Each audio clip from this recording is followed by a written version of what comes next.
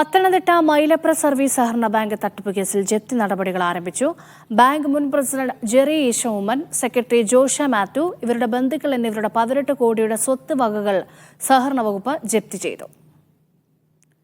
Nitin Thomas ചേരുന്നുണ്ട്. നിതിൻ, ജപ്തി നടപടികൾ പുരോഗമിക്കുകയാണോ?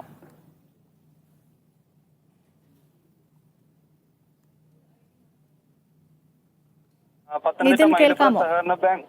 ഹലോ നിതിൻ, തുടർന്നോളൂ.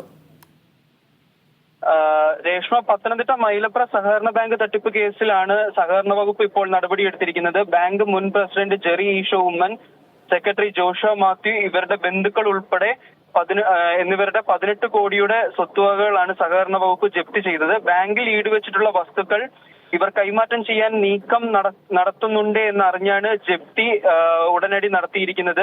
വൻ ക്രമക്കേട് നടന്ന ബാങ്കിൽ ക്രൈംബ്രാഞ്ച് അന്വേഷണം ഉൾപ്പെടെ ഇപ്പോൾ പുരോഗമിക്കുന്നുണ്ട്.